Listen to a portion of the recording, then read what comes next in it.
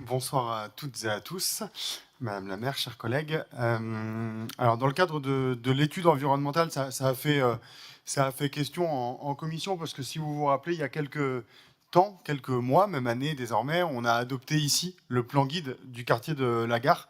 Et conformément aux divers codes et lois qui nous gouvernent, suite à l'adoption d'un plan guide, on doit faire une étude environnementale. Et donc c'est Grand Poitiers qui l'amène. Et donc Grand Poitiers a sollicité l'avis de la mission régionale d'autorité environnementale et désormais sollicite l'avis de Poitiers, qui est la commune de localisation du projet. C'est une démarche, donc je disais, réglementaire, qui fait partie intégrante des projets qui sont soumis à une étude d'impact, et elle sera associée prochainement à une enquête publique, à la fois sur la commune de Poitiers, mais qu'on étendra aux communes de Grand Poitiers également, puisqu'on sait très bien qu'on a des usagers du quartier de la Gare qui sont hors commune de Grand Poitiers, qui sont dans les communes environnantes.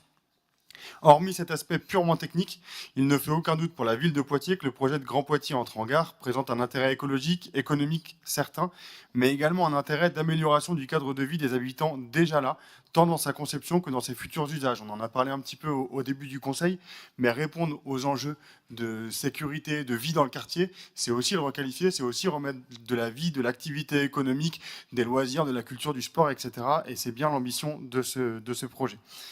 Le projet de la caserne, son ambition en matière de réhabilitation, de transformation et de réemploi massif de matériaux, la renaturation de la Boivre, la rénovation et la densification de l'îlot du Guesclin, ou encore la requalification des boulevards urbains, constituent de multiples facettes d'un projet engagé pour la transition apaisée de notre ville.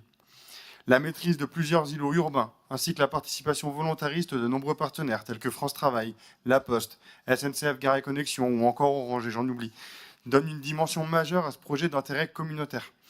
Les villes et collectivités territoriales, vous le savez, on le répète à chaque fois, sont en première ligne pour faire face au changement climatique. Et ce n'est qu'en investissant massivement que nous pourrons actionner les leviers de notre résilience.